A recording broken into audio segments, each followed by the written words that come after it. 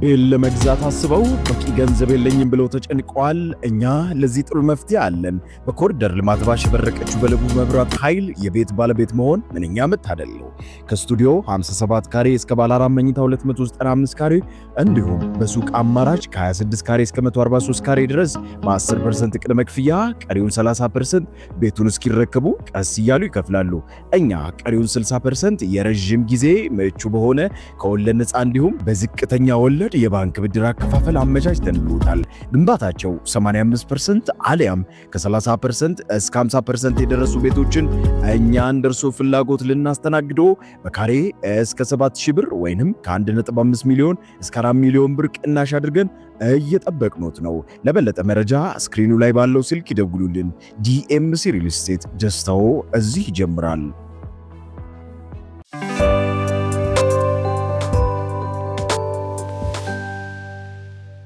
አስገራሚ መረጃ ወጥቷል። ገንዘባቸውን እንዳያንቀሳቅሱ፣ ቤት እንዳይሸጡ፣ መኪና እንዳይሸጡ የታገዱ የማንጠብቃቸው ትልልቅ ስምና ዝና ያላቸው ሰዎች ይፋ ተደርገዋል። እነዚህ ተጠቃሾቹ ግለሰቦች ወይም ሰዎች ይህ እግድ የተላለፈባቸው ያላቸውን እውቅና ተጠቅመው ፌንቴክ ኢንቨስትመንት ለተባለ ድርጅት መኪና ያስመጣላችኋል በማለት ሰዎች እንዲጭበረበሩ ምክንያት በመሆናቸው። እንግዲህ ይሄ ወንጀል ብትሰራም ባትሰራም በምትወስደው ነገር ላይ ኃላፊነት ስፔሻሊ እንደኛ አይነትም ማስታወቂያ የምንናገር ሰዎችንም ያካተሉ ለፊት እንድንጠነቀቅም ጭምር ይጠቅማል። ሰራዊት ፍቅሬ አንዱ ነው። አይዶነው ሰራዊት ፍቅሬ ብቻ ሳይሆን ሰራዊት ፍቅሬ ድርጅት የሆነው ሰራዊት ፍቅሬ መልቲሚዲያም ታግዷል። ሶዴ ትንሽ የገረመኝ ሰራዊት ፍቅሬ ሰፊ ልምድ ያለ የማስታወቂያ ባለሙያ ነው። ለምሳሌ እኔ እዚህ ሚዲያ ላይ ሳስተዋውቅ በተቻለ መጠን መቶ ነው ባልም የማስተዋውቀውን ነገር ከቻልኩ በአካል ለማየት ሞክራለሁ። ካልቻልኩ የካምፓኒ ፕሮፋይል ይዛለሁ። እኔ ማያስ ካልቻልኩ አዲስ አበባ ያለ ስታፍን አቅጣጫ ሰጣለሁ። ማስታወቂያ ከመቀበላችሁ በፊት የሰነድ ትክክለኛነት፣ የሳይቱን ትክክለኛነት፣ የድርጅቱን ህጋዊነት በተቻለ አሁን ይሄን መመሪያ አውቄ አይደለም ጀስት እዚህ ቤት ውስጥ ላላችሁ ማስታወቂያ ለምትሰሙ ለምትገዙ ከዛ ውጪ በጣም ኢንተንሲቭሊ ማስታወቃቸው በአካል እጄ አዲስ አበባ ሄድኩ ቁጥር ለማየት ሞክራለሁ። አክቹአሊ እነሱም ኮንታክት ያደርጉኛል። እኔም እንደምንም ሰዓት አመቻችቼ እሄዳለሁ፣ አያለሁ። ቆመዋል ወይስ እየተሰራ ነው? ኮመን ሴንስ ነው ለኔ። ማየት የማልችለውን ካምፓኒ ፕሮፋይል ሰበስብ ኮመን ሴንስ ነው። ዋትፍ ማስታወቂያ ንገር ስሉኝ ገንዘብ ስጠይቁኝ ገንዘብ ስለሰጡኝ ብቻ አላስተዋውቅም። ውሸት ምን ይሰብ እየጠይቃለሁ። መጀመሪያ ቀላል አይደል? ቤተሰብ አሚን ኢትዮጵያ ውስጥ ለረጅኛ እኔ ልጆኜ ነው ማቃቸው ማስታወቂያ ሲሰሩ እንደኛ ኒው ካሜራ ሚዲያ ላይ ያለ ሰው ቢሳሳት፣ ለዛም ሙያ የሌለው ሰው ቢሳሳት፣ እንጀራው እሱ ያልሆነ ሰው ቢሳሳት፣ ቲክቶክ ላይ አንዳንድ የምናያቸው ስህተቶች አክሰፕተብል ማለት ስህተቱ አክሰፕተብል ሳይሆን ሰዎቹ ሊሳሳቱ መሳሳታቸው የሚጠበቅ ነው። ሰራዊት ፍቅሬ ከመሆን ሌላኛው ራሱ የፌንቴክ ኢንቨስትመንት ነው። ሌላው ዳንኤል ዮሐንስ ኢየሱስ፣ ግርማይ ገብረ ሚካኤል ይህደጎ የአስካሉካ ትሬዲንግ ባለቤት ደቡብ አፍሪካ የዓለም ዋንጫ ላይ ሰዎችን ወስዳሉ ብሎ ገንዘብ በማጭበርበር በኢንተርፖል ተይዞ እየተመለሰ ነው። ይሄ ብዙ ሰው በኢንተርፖል ተይዞ እየተመለሰ ነው። ፌደራል ፖሊስ መግለጫ አውጥቷል እሱም ላይ። ሌላኛው አሰግድ እያሱ ለባሶ ከታገደው አንዱ ነው። አብርሃም ግዛው የሚገርም ነው። አብርሃም ግዛው ኢንተርቴይንመንትም ታግዟል። ራሱ አብርሃም ግዛውም የሱም አካውንት ታግዷል። ሌላው የገረመኝ ይሄ በጣም አባይ ቲቪ አካውንቱ ታግዷል። ማን ያልኳችሁ? አባይ ቲቪ፣ ናሁ ቲቪ፣ ሪፖርተር ጋዜጣ። እኔ የገረመኝ ደግሞ ይሄ ነው። እኔ አሁን ሪፖርተር ማስታወቂያ ሲያስተል እንደውም ማስታወቂያ የሚቀበለው አጣርቶ ነው የሚመስለኝ።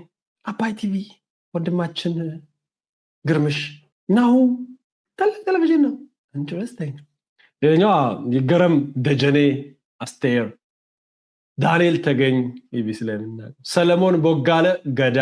ብዙዎች ገዳ የምትለዋን ይዘው ይንጮ ሰለሞን ቦጋለ ገዳ የምትለዋን ይዘው የገዳ ልጅ ነው እንደለካ ያሉ ሙዲ የዙበት ነው አላቀም። ማንም የቀረ የለም። በዚህ አማራጭ በበዛበት የሪል ስቴት ገበያ የእርሶ መስፈርት ምንድን ነው? እኛም የብዙዎች ተቀዳሚ መስፈርት በሆነው እንግሊዝ ኤምባሲ ተገኝተናል። ሰመር ሪል ስቴት ሴቶች አደባባይ በሰራው ታላቅ ስራ ብዙዎች ምርጫቸው አድርገውናል። በቀጣይ በርካታ ኤምባሲዎች በሚገኙበት የዲፕሎማት መንደር በሆነችው እንግሊዝ ኤምባሲ አቅራቢያ በእናንተ በደንበኞቹ ጥያቄ መሰረት ለሽያጭ ያቀረብናቸውን አፓርትመንቶች ሽያጭ ልናጠናቅቅ ጥቂት ቤቶች ብቻ ቀርተውናል። ታዲያ ከባለ 2 እስከ ባለ 4 መኝታ ቤቶችን ለሽያጭ ያቀረብን ሲሆን እስከ 37% በሚደርስ ልዩ ቅናሽም እየሸጥን እንገኛለን። ቀስ ብሎ መክፈል ለሚፈልጉ ደግሞ በካሬ 88,000 ብር እንዲሁም 10% ቅድመ ክፍያ በግንባታ ሂደት የሚከፍሉ ይሆናል። በተጨማሪም 50% የባንክ ብድር አዘጋጅተንላችኋል። ያስተውሉ፣ ይህ ቅናሽ የሚያገለግለው ቀድመው ለሚመጡ 10 ደንበኞች ብቻ ስለሆነ ፈጥነው በ0904 177888 አሊያም በ0904 24 4888 ላይ ይደውሎ። ይገረም ደጀኔ፣ ዳንኤል ተገኝ፣ ሰለሞን ቦጋለ ገዳ፣ ካሊድ ጀማል፣ የመጨረሻው ግን በጣም የሚገርም ሰውዬም አለ መንሱር ጀማል። መንሱርን የምታውቁ እስቲ አንዳንድ ጻፍ። መንሱር ሰሞኑን ተመልሶ ሀገር ቤት ከገባ ቅርብ ጊዜ ነው። ቡርኪና ፋሶ ነበረ። ደግሞ ቡርኪና ፋሶ እሱ ላይ ኢንቨስትመንት ነው የሄድኩት ይላል። ግን ደግሞ ቲክቶክ ላይ አራ አምልጠሽ ሄድከው ምናምን አምልጠ ነው ይላል። ለማንኛውም መንሱር ጀማል ሐሰንም የሱም አካውንት እንዳይንቀሳቀስ ታግዷል። መንሱር በኢንቨስትመንቱ ላይ ያለበት ነበር የመሰለኝ እንጂ እንደ ታዋቂነት ተጠቅሞ አይመስለኝም ነበረ። አክቹዋሊ አንዳንድ ፎቶዎችንም ላሳየ። እንግዲህ ማስታወቂያ ሲሰሩ ነው ይሄ። እኔ ግን ሰራዊት ፍቅሬ አላቅም። አርቲስቶቻችን ከቲክቶክ ጋር መቀላቀል አለባቸው። ግን አንዳንዴ ከቅርብ ጊዜ የሚያሳዩት ነገር ሰማው አይገባኝም። ብዙ ይቅር፣ የግለሰብ ውሳኔ ነው። የግለሰብ ውሳኔ ነው፣ አይመለከትም። ሁሉም በኢትዮጵያ ባንኮች የሚያንቀሳቅሷቸውን ገንዘቦች እንድታገድ ተወስኗል። በገንዘቦቻቸው ብቻ ሳይሆን እነዚህ የተጠቀሱ ሰዎችም ድርጅቶችም በአዲስ አበባ መሬት ልማት ላይ ያላቸውም የማይንቀሳቀስ ማንኛውም ሀብት በጠቅላላ እንዳይሸጥ ታግዷል። እንዳይሸጥ ብቻ ሳይሆን እንዳይለወጥም እንዳይተላለፍም ታግዷል። እንዲሁም ለአዲስ አበባ ተሽከርካሪና ተሽከርካሪ ባለስልጣንም እነዚህ ሰዎች በስማቸውና በድርጅታቸው ያላቸው ማንኛውም ተሽከርካሪ መሸጥ እንዳይችሉ ታግዷል። መለወጥና ማስተላለፍ እንዳይችሉ ፍርድ ቤት የእግድ ትዕዛዝ አስተላልፏል። ይህ እንግዲህ ተወርሷል ማለት አይደለም። ያ በዚህ ውስጥ መኪና የሌለውም ሊኖር ይችላል። አንዳንዱ ሰው ሚዲያ ላይ ራሱን መሸጥ አለ።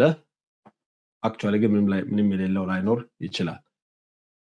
እነዚህ ሁሉ ወንጀለኛ ናቸው ማለት አይደለም፣ ግን ተጣርቶ የሚፈታ ነው የሚሆነው። አንዳንዱ ቅድም እንደነገርኳችሁ ማስታወቂያ ነው ብዛት። እነዚህ አንዳንዶቹ በድርጅቱ ባለቤት ናቸው፣ የዘራፊ ድርጅት፣ አንዳንዶቹ ሼር ሆልደርስ ናቸው። አብዛኛው ግን በአንድም በሌላ ማስታወቂያ የሰሩ ናቸው። ይሄ እንደ ሀገር ጥሩ ማንቂያ ደወል ነው። መጀመሪያ አምራቾች ወይ አገልግሎት ሰጪዎች ማንኛውንም ነገር በህጋዊ መንገድ እንዲሰሩ፣ ያ ማለት 100% ሁሉም ህጋዊ መንገድ ላይ ይመጣል አይደለም። ህገወጥ ደግሞ ሊኖር ይችላል።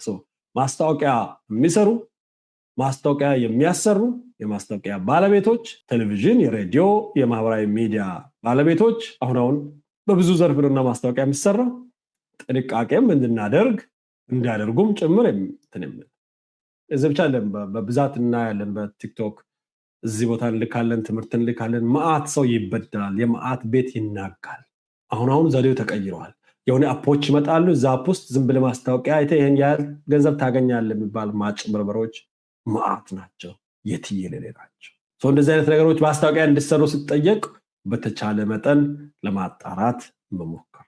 የኔን የነገርኩት ምናልባት እዚህ ያላችሁም እነዛ የምትሰሩም ካላችሁ አንዱ አትሊስት ሌላው መንግስትም የራሱን ድርሻ መውሰድ ነው። ማስታወቂያ ሲሰራ አንድ ጥቆማ ሲመጣ ወዲያው እርምጃ መውሰድ ነው። በእነዚህም ሰዎች ላይ በተለይ ደግሞ አክቲቭሊ ለምሳሌ ለሰለሞን ቦጋለ በእርግጠኝነት ገንዘብ አግኝተው ዋሽተው ነው ብዬ አላስብም። ንዝላልነት ሊሆን ይችላል፣ ወይ ደግሞ ዝም ብሎ መተማመን ሊሆን ይችላል።